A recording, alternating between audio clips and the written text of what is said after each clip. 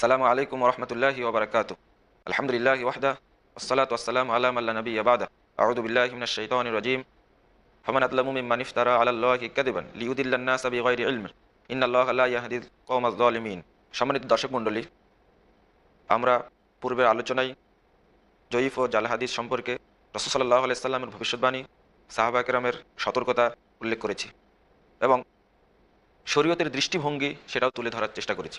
এক্ষণে মুহাদ্দিস উলামা একরামের অবস্থান সম্পর্কে সমাজকে, দর্শকবৃন্দকে জানাতে চাই। সবসময় তারা সচেতন ছিলেন এই মর্মে, আমার কোনো দাওয়াত, আমার কোনো বিষয় মানুষের সামনে এমনটা যেন না চলে যায় যা মানুষ আমল করলে বিভ্রান্ত হবে, যেটা শরীয়ত নয়। আল্লাহ রাব্বুল আলামিন সূরা আল আনাম 144 নম্বর আয়াতে বলেন, ফামান আযলামু মিম্মান ইফতারা আলাল্লাহি কাযিবান। ওই ব্যক্তির চেয়ে অধিক জালেম আর কে, যে ব্যক্তি আল্লাহর উপরে মিথ্যারোপ করে, লিইউদিল্লান নাসা বিগাইরি ইলমিন, এলেম ছাড়াই মানুষকে বিভ্রান্ত করবে। অর্থাৎ এলেম তার জানা নেই, না জেনেই এমন একটা বিষয় বলছে যার দ্বারাতে মানুষ পথভ্রষ্ট হচ্ছে। আল্লাহ রাব্বুল আলামিন বলেছেন, ইন্নাল্লাহা লা ইয়াহদিল কওমাজ যালিমিন। আল্লাহ এই সীমালঙ্ঘনকারী সম্প্রদায়কে হেদায়েত দান করেন না। যখনই দায়ী হিসাবে, আহ্বানকারী হিসাবে মানুষের কাছে আহ্বান করব, অবশ্যই অবশ্যই আমি যেন হকটাই মানুষের কাছে পৌঁছে দিই। কখনোই যেন আমার কথা এমনটি না হয় যার পিছনে কোনো দলিল নেই। যদি দলিলহীন কথা হয়, আমি জালিমদের অন্তর্ভুক্ত হয়ে যাব। আসলে এখানে অত্যন্ত গুরুত্বপূর্ণ বিষয় হলো, দাওয়াতটি হতে হবে দলিল ভিত্তিক। আল্লাহ রাব্বুল আলামিন এখানে অত্যন্ত শক্ত করে কথা বলেছেন মুহাদ্দিস উলামায়ে কেরাম এই আয়াতটিকে কেন্দ্র করেই। এবং তারপরে সূরা আল আরাফ 33 নম্বর আয়াতে আল্লাহ রাব্বুল আলামিন বলছেন, কুল ইন্নামা হাররামা রাব্বি আল ফাওয়াহিশা মা যাহারা মিনহা। এই আয়াতের শেষাংশে বলা হচ্ছে, ওয়া আন তাকুলু আলাল্লাহি মা লা তা'লামুন। অর্থাৎ আল্লাহ রাব্বুল আলামিন হারাম করেছেন ওই কথা বলতে যে কথা আমার জানা নেই। যেটা আমার জানা নেই সেটা বলবো না। যদি আমি বলি আল্লাহ সম্পর্কে, আল্লাহর বিধান সম্পর্কে, তাহলে সেটা অবশ্যই জানতে হবে আমি অন্যায় কাজ করলাম, যাকে আল্লাহ রাব্বুল আলামিন হারাম করেছেন। মুহাদ্দিসগণ এই ব্যাপারে অত্যন্ত সচেতন ছিলেন। শীর্ষস্থানীয় ব্যক্তিদের মধ্যে তাবেঈ বিদ্বান মুহাম্মদ বিন সিরিন রাহিমাহুল্লাহ, তিনি পরিষ্কারভাবে বলছেন, ইন্না হাযাল ইলমা দীনুন। এই ইলমটা হলো দিন। ফানজুরু আম্মান তা'খুযুনা দীনাকুম। তোমরা কার কাছ থেকে দিনটা গ্রহণ করছো সেটা দেখো। আব্দুল্লাহ বিন মুবারক, বিখ্যাত তাবেঈ বিদ্বান, তিনি বলছেন, এই কথাগুলো সবই সহিহ মুসলিমের মুকাদ্দামায় 11 পৃষ্ঠা 12 পৃষ্ঠা উল্লেখিত হয়েছে। আল ইসনাদু মিনাদ দ্বীন, সনদ সহ হাদিস বর্ণনা করা হলো দ্বীনের অন্তর্ভুক্ত। ওয়ালাউলাল ইসনাদ, যদি সনদ না থাকতো, লাকালা মান শাআ মা শাআ, সনদ যদি না থাকতো যার ইচ্ছা যা ইচ্ছা তাই বলতো। সনদ থাকার কারণে যেটা ইচ্ছা সেটা বর্ণনা করা সম্ভব হয়নি, করেনি। এই বিষয়টি মুহাদ্দিসগণ দৃঢ় অবস্থানের কারণে সমাজ অনেকটাই কুলসমুক্ত হয়েছিল জয়ীফ এবং জাল হাদিস সম্পর্কে। কিন্তু ওই কঠোরতা আমাদের মধ্যে এখন নেই, আমরা করি না, যার কারণে আমাদের মধ্যে সমস্যাটা সৃষ্টি হয়েছে। ইমাম বুখারী এবং ইমাম মুসলিম রাহিমাহুল্লাহ এদিক থেকে যে এত সচেতন ছিলেন, তারা উভয় বিদ্বান, উভয় মুহাদ্দিস, সহিহ বুখারী এবং সহিহ মুসলিমের মধ্যে কোনো জয়ীফ হাদিস উল্লেখ করেননি। যখন উল্লেখ করতে গেছেন তাদের পরবর্তী মুহাদ্দিসগণ তখনই সাথে সাথে উল্লেখ করেছেন। সবচেয়ে দুঃখজনক বিষয় হলো, মুহাদ্দিসগণ জয়ীফ এবং জাল হাদিসকে পৃথক করে দিয়ে গেলেন, অত্যন্ত সুন্দরভাবে বলে গেলেন, কিন্তু সেই দিকে ভুরুক্ষেপ না করে, সেদিকে দৃষ্টি না দিয়ে আমরা সবগুলো মিশ্রিত করে আমল করছি, যার কারণে আপনার সঙ্গে আমার আরেক ভাইয়ের সাথে উভয়ের মাঝে মতনৈক্য সৃষ্টি হচ্ছে। এই মতনৈক্যের দরকার নেই। আমি চলে যাব 1200 বছর আগে, সেখানে গিয়ে আমি মতনৈক্য শেষ করে আসব। এখানে কেন থাকবে? মুস্তাদরাক হাকিম প্রথম খণ্ডের 188 পৃষ্ঠায় স্পষ্ট বর্ণিত হয়েছে। আল্লাহ রাসূল সাল্লাল্লাহু আলাইহি সাল্লাম বলেছেন বিদায় হজ্জের ভাষণে, মর্মস্পর্শী ভাষণ, মা তারাকতু ফীকুম আইনি তাসামতুম, আমি যা তোমাদের মধ্যে রেখে যাচ্ছি তোমরা যদি এটাকে ধারণ করো শক্ত হস্তে, লাং তাযিল্লু আবাদা, তোমরা অবশ্যই কখনো পথভ্রষ্ট হবে না। কিতাব আল্লাহ, একটা হলো আল্লাহর কিতাব, ওয়া সুন্নাতা নাবিয়্যিহি, আর তার রাসূলের সুন্নাত। এই দুইটা জিনিস যদি তুমি আঁকড়ে ধরে থাকো, তাহলে অবশ্যই অবশ্যই তুমি পথভ্রষ্ট হবে না, হক পথেই টিকে থাকবে। আমরা এই হক পথ থেকে অনেক দূরে চলে আসছি, কারণ একটাই, আমরা কোরআন এবং সহিহ হাদিসকে গ্রহণ না করে আমরা গ্রহণ করছি, কেউ হয়তোবা জাল এবং জয়ীফ হাদিস গ্রহণ করছি, অথবা কাউকে দেখা যাচ্ছে যে কোন বিদ্বান কি বলেছেন তার উপরে আমি আমল করছি, কিন্তু দেখিনি যে বিদ্বানের এই বক্তব্যটি সহিহ হাদিস সম্মত কিনা, না এটা জয়ীফ হাদিসের কারণে এমনটা হচ্ছে। আর এখন যে আমলটা অধিকাংশ ক্ষেত্রে হচ্ছে সেটা হলো হেকায়েত এবং কাহিনী। হেকায়েত সম্পর্কে আলেমুলাদের হেকায়েত নিয়েই যদি ব্যস্ত থাকে আমি, তাহলে সঠিক জিনিসটি পাবো না তো। অথচ একজন ব্যক্তির অন্যতম কর্তব্য হলো সঠিকটা আমল করা। আল্লাহ রাব্বুল আলামিন বলছেন সূরা ইউসুফ 108 নম্বর আয়াতে, কুল হাদিহি সাবিলি আদউ ইলাল্লাহি আলা বাসীরা, হে মুহাম্মদ সাল্লাল্লাহু আলাইহি সাল্লাম আপনি বলুন, আদউ ইলাল্লাহি আলা বাসীরা, এটাই আমার রাস্তা, আমি এবং আমার অনুসারীগণ ডাকে আলা বাসিরা, জাগ্রত জ্ঞান সহকারে। আলা বাসিরা, জাগ্রত জ্ঞান সহকারে। আমি যখন জাগ্রত জ্ঞান সহকারে মানুষকে ডাকবো, তখন অবশ্যই আমার দাওয়াতটা হতে হবে সঠিক দাওয়াত। বাসিরা, জাগ্রত জ্ঞান অর্থ হলো দলিল সহ, এবং দলিলটা সঠিক কিনা সেটা বলে পেশ করতে হবে।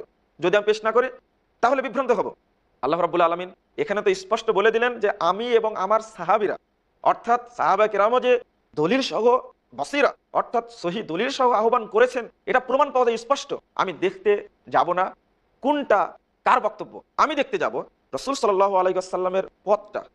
আরো স্পষ্ট করে বলছেন, দারমির হাদিসটি রয়েছে 202 নম্বর হাদিসে। রাসূল সাল্লাল্লাহু আলাইহি ওয়াসাল্লাম একদিন তিনি একটা সোজা রেখা টেনে বললেন যে হাদা সাবিলুল্লাহ। আব্দুল্লাহ ইবনে মাসউদ বলছেন একটা রেখা টানলেন, টানার পর রাসূল বলছেন হাদা সাবিলুল্লাহ, এটা হলো আল্লাহর রাস্তা। সুম্মা খাত্তা খুতুতান আন ইয়ামিনি ওয়া শিমালি, অথবা ডানে এবং বামে অনেকগুলো দাগ টানলেন। টানার পরে বলেছেন হাযিহি সুবুল আলা কুল্লি সাবিলিন শাইতান, এগুলো কিন্তু রাস্তা, প্রত্যেক রাস্তায় শয়তান রয়েছে, ইয়াদু ইলাইহি, সেটা দিকে ডাকছে। এখানে বোঝা যাচ্ছে এটা কোনো দিনের দায়ীকে লক্ষ্য করে বলছেন, মানে শয়তান হলো দুই ধরনের, একটা হলো মানুষ শয়তান, একটা হলো জিন শয়তান। এখানে অবশ্যই অবশ্যই জিন শয়তান না, মানুষ শয়তান। অতঃপর রাসূল সাল্লাল্লাহু আলাইহি সাল্লাম প্রমাণ পেশ করছেন, সূরা আনাম 103 নম্বর আয়াত উল্লেখ করে বলেছেন ওয়া আন্না হাযা সিরাতি মুস্তাকিমান, এই সোজা পথটি আমার পথ, ফাত্তাবিউহু, তোমরা এই পথেরই অনুসরণ করো, ওয়ালা তাত্তাবিউস সুবুল, তোমরা অন্যান্য পথের অনুসরণ করো না, ফাতাফাররাকা বিকুম আন সাবিলি, যদি অন্য পথে চলে যাও তাহলে এই পথটি থেকে পথভ্রষ্ট হয়ে যাবে। রাসূল সাল্লাল্লাহু আলাইহি সাল্লাম স্পষ্ট পথটি দেখা দিচ্ছেন, বোঝা যাচ্ছে যে অসংখ্য পথ, অনেক পথ সামনে আসবে, আমাকে গ্রহণ করতে হবে সঠিক পথটা, অন্য পথ গ্রহণ করা যাবে না, এর অনুমতি নেই। শেষের বাক্যটি হলো যালিকা ওয়াসাকুম বিহি লাআল্লাকুম তাত্তাকুন, এটা আল্লাহর পক্ষ থেকে ওসিয়ত, লাআল্লাকুম তাত্তাকুন, যেন তোমরা পথ অবলম্বনের ব্যাপারে, দল গ্রহণের ব্যাপারে সঠিক অর্থাৎ সতর্কতা অবলম্বন করো। কেন বললেন? এই বাক্যটি অত্যন্ত চূড়ান্ত বাক্য, মুসলিম জীবনের অন্যতম একটি দিক নির্দেশনা এই হাদিসের মধ্যে রাসূলুল্লাহ সাল্লাল্লাহু আলাইহি সাল্লাম দিয়েছেন। আজকে আল্লাহর পক্ষ থেকে যেটা হক এসেছে, এই হকটাকেই আমরা যদি গ্রহণ করি, ইনশাআল্লাহ ইনশাআল্লাহ আমরা এত দলে বিভক্ত হব না। আমরা দেখব বিশেষ করে সহিহ হাদিস কোনটা আর জয়ীফ হাদিস কোনটা একান্তভাবে বলা যায়, বিশ্বাস হয় এই মর্মে যত রকমের জাল এবং জয়ীফ হাদিস রয়েছে, সব জাল এবং জয়ীফ হাদিসকে যদি আমরা আন্তরিকভাবে বর্জন করি, ইনশাআল্লাহ মুসলিম ঐক্য আবার প্রতিষ্ঠিত হবে এবং শান্তি আবারও ফিরে আসবে। দলে দলে কোনো বিভক্তি থাকবে না, এবং দলে দলে যে হিংসা, রেষারেষি, বিদ্বেষ প্রদর্শন করা হয়ে থাকে, বহু দল এবং উপদল যে সৃষ্টি হয়েছে, এক একটা কলোনি তৈরি হয়েছে, এগুলো ইনশাআল্লাহ থাকবে না। বিশেষ করে আমরা একান্তভাবে আবেদন জানাবো মুসলিম উম্মাকে, অন্তত একটি বিষয়, মাত্র একটি বিষয়ে যদি আমরা সচেতন হয়, যেটা মুসলিম উম্মাকে দিনে 5 বার এক জায়গাতে সম্মিলিত হতে হয়, সেটা হলো as-সালাত। আমি দেখব প্রথমে যে আমার সালাতটি সহিহ হাদিস মোতাবেক হচ্ছে কিনা। সহিহ বুখারী প্রথম খণ্ড 88 পৃষ্ঠায় সল্লু কামা রাআইতুমুনি উসাল্লি, ওইভাবেই সালাত আদায় করো যেভাবে আমাকে সালাত আদায় করতে দেখছো। ইমাম মুসলিম রাহিমাহুল্লাহ তিনি নিজে সরাসরি অধ্যায় রচনা করেছেন, বাবুন নাহি আনি রিওয়ায়াতি আনি দুআফাই ওয়াল ইহদিয়াতি আন তাহাম্মুলিহা, নিজেই বলছেন, অর্থাৎ দুর্বল রাবীদের পক্ষ থেকে রেওয়ায়াত করাটা সম্পূর্ণ নিষিদ্ধ। সহিহ মুসলিম মুকদ্দমার 10 পৃষ্ঠা, 11 পৃষ্ঠা, 12 পৃষ্ঠা আলোচনাগুলো এসেছে, ওয়াল ইহতিয়াতি আন তাহাম্মুলিহা, বরং যারা জয়ীফ হাদিস রেওয়ায়াত করেছেন, বর্ণনা করেছেন, তাদের সামনে তাদেরকে বহন করার ব্যাপারে, তাদের পরিচয় ব্যক্ত করার ব্যাপারে সতর্কতা অবলম্বনের জন্য ইমাম মুসলিম অধ্যায় রচনা করেছেন। যদি জয়ীফ রাবীদের বর্ণনা করা নিষিদ্ধ হয়, তাহলে জয়ীফ হাদিস কিভাবে বর্ণনা করার বা আমল করার বিষয়টা মেনে নেওয়া যায়, কিভাবে সেটা বৈধ হতে পারে, এটা তো পরিষ্কার আমাদের সামনে। এখন একটু বিরতি নিচ্ছি। বারাকাল্লাহু লানা আলা ফিল কুরআনিল আযীম। আসসালামু আলাইকুম ওয়া রাহমাতুল্লাহ। দ্বন্দ্ব, মূল্যবোধের অভাব, প্রকৃত বিশ্বাসের অভাব, অসচেতন জীবনযাপন, ধর্মকে ভুলভাবে তুলে ধরা, ধর্মীয় গ্রন্থের পরিবর্তন এবং সংস্করণ যথাযথ তথ্য পেতে সকল ক্ষেত্রে আমি সংগ্রাম করছি সত্য প্রকাশ করতে, কারণ এটা যারা আপনার অধিকার আর আমার দায়িত্ব সত্যটা বলা। সম্মানিত দর্শক মণ্ডলী, আমরা এখন আলোচনায় একটি উদাহরণ পেশ করতে হয়, যেটা আগের আলোচনায় একটু বলেছি, যেখানে স্পষ্ট হাদিস রয়েছে, এ ব্যাপারে মতানক্কর প্রয়োজন থাকে না, কিন্তু এই যে একটি জাল হাদিস বা জয়ীফ হাদিস থাকার কারণে মত পৃথক হয়েছে তাফসিরে হাক্কির মধ্যে, এবং আরেকটি গ্রন্থ রয়েছে, সেই গ্রন্থটি জাল হাদিসের গ্রন্থ। ইমাম সাগানি রাহিমাহুল্লাহ তিনি জাল হাদিসেরই গ্রন্থ, তার মধ্যে ৭০ নম্বর সিরায় আলোচনা করতে গিয়ে যে হাদিসটি উল্লেখ করেছেন, কলবুল মুমিনে আরশুল্লাহ, অর্থাৎ মুমিনদের হৃদয়টা হলো আল্লাহর আরশ, অথচ হাদিসটি জাল। কত বছর আগে মুহাদ্দিসগণ বলে গেলেন, ওই আকীদাই চালু রয়েছে। আল্লাহ রাব্বুল আলামিন যে সর্বত্রই এটাকে বিশ্লেষণ করার জন্য, এটাকে সাব্যস্ত করার জন্য হাদিসটা পেশ করা হয়, অথচ হাদিস স্পষ্ট বলছে, বিশেষ করে একজন মহিলা, একজন বাচ্চা মহিলা, যাকে হাদিসে জারিয়া শব্দ উল্লেখিত হয়েছে, তার ধারণা রাসূলের যুগে ছিল খুব সুন্দর সত্য ধারণা, জনৈক সাহাবী। হাদিসটি বর্ণিত সহিহ মুসলিম প্রথম খণ্ডের 203 পৃষ্ঠায়। রাসূল সাল্লাল্লাহু আলাইহি সাল্লামের জনৈক সাহাবী তার দাসীকে থাপ্পড় দিয়েছিলেন। কারণটা হলো সে ভেড়া চড়াতে গিয়ে হারিয়ে ফেলেছে, একটা ভেড়া হারিয়ে ফেলেছে। আসার পরে সাহাবী তাকে এক চড় দিলেন। কিন্তু এই ঘটনা শোনার পরে রাসূল সাল্লাল্লাহু আলাইহি সাল্লাম অত্যন্ত কষ্ট পেলেন। সাহাবী নিজেই বললেন, ফাআযামা যালিকা আলাইয়া, আল্লাহ রাসূল এই ঘটনাটি আমার কাছে শুনে অত্যন্ত ভারী করে দেখলেন, খুব কঠোরভাবে নিলেন। তখন আমি বললাম, আফালা উতিকুহা, আমি কি আজাদ করে দিব না, আর তাকে আমি দাসী হিসেবে রাখবো না? যখনই সাহাবী এই কথাটা বললেন, মানে বুঝতে পারছেন আমার অপরাধ হয়ে গেছে, তখন তিনি রাসূলের কাছে প্রস্তাবটা দিলে রাসূল সাল্লাল্লাহু আলাইহি সাল্লাম বললেন, ইতিন বিহা, তুমি তাকে আমার কাছে নিয়ে আসো। যখন এই বাচ্চা মহিলাকে রাসূলের সামনে নিয়ে আসা হলো, আল্লাহ রাসূল জিজ্ঞেস করলেন একটি কথা, এই মর্মে, আইন আল্লাহ, বলো তো আল্লাহ কোথায়? ক্বালাত ফিস সামা, আল্লাহ রাব্বুল আলামিন আসমানে। দ্বিতীয় প্রশ্ন, মানে না আমি কে? তখন ওই মহিলা জবাব দিলেন, আনতা রাসূলুল্লাহ, আপনি হলেন আল্লাহর রাসূল। রাসূল সাল্লাল্লাহু আলাইহি সাল্লাম সাহাবীকে লক্ষ্য করে বলেন, আতিকহা ফাইন্নাহা মুমিনাতুন, তুমি তাকে আজাদ করে দাও, কারণ সে মুমিনা মহিলা। এখানে স্পষ্ট হাদিস থেকে বোঝা যায়, সহিহ হাদিস থেকে বোঝা যায় আল্লাহ রাব্বুল আলামিন আসমানে আছেন, এতে কোনো সন্দেহ নেই। আমি যখন সন্দেহ পেলাম না, তখন আমি অন্যদিকে যাব কেন? অর্থাৎ আল্লাহ রাব্বুল আসমানে। কিন্তু ওই যে জাল হাদিসটি চালু আছে থাকার কারণে মানুষের ধারণা আল্লাহ সব জায়গায় আছেন, সবকিছুর মধ্যেই আল্লাহ আছেন, যে না, এই আকীদা আমাদেরকে চেঞ্জ করতে হবে, আমাদের পরিবর্তন করতে হবে। অনুরূপভাবে আরো হাদিস রয়েছে, একটা বিষয় উদাহরণ দিলে খুব ভালো হয়, যেমন মুহাদ্দিসগণের অবস্থান। ইমাম তিরমিজি রাহিমাহুল্লাহ আর একটা হাদিস বর্ণনা করেছেন, সেই হাদিসটি হলো তিরমিজি প্রথম খণ্ডের 98 পৃষ্ঠা। হাদিসটি হলো, মান সাল্লা বাদাল মাগরিবে 20 রাকাতান বানাল্লাহু লাহু বাইতান ফিল জান্নাহ। আরেকটা হাদিস আছে, মান সাল্লা বাদাল মাগরিবে 6 রাকাতান, যে ব্যক্তি মাগরিব সালাতের পরে 6 রাকাত সালাত আদায় করবে, উদিল্লা বিইবাদাতি সিনতাই আশারাতা সানাতান, যে ব্যক্তি মাগরিব সালাতের পরে 6 রাকাত সালাত আদায় করবে, ওই ব্যক্তির নেকি হবে 12 বছরের ইবাদত করার সমান। হাদিস প্রচলিত আছে। আর একটা হাদিস বর্ণিত হয়েছে, 20 টাকার যে ব্যক্তি আদায় করবে, ওই ব্যক্তির নেকি স্বরূপ যা যা প্রতিদান স্বরূপ পাবে, তার জন্য আল্লাহ জান্নাতে একটা ঘর তৈরি করবেন।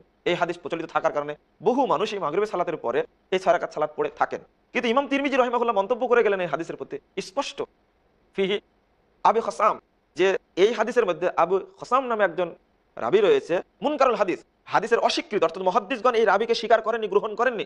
জাফাহু জিদ্দান, এই ব্যক্তিকে, রাবীকে তিনি অত্যন্ত জয়ীব বলেছেন। যখন জয়ীব তিনি বলে গেলেন, তাহলে এটা আমলের প্রয়োজন ছিল না, কেন এখন চালু আছে এটা?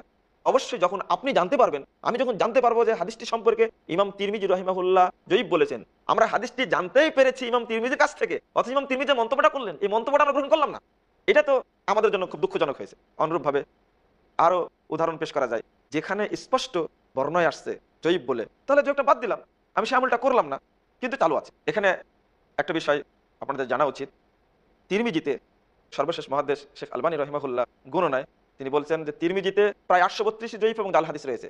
অনুরূপভাবে আবু দাউদে 1054টি আছে এবং নাসাইতে রয়েছে 390টি।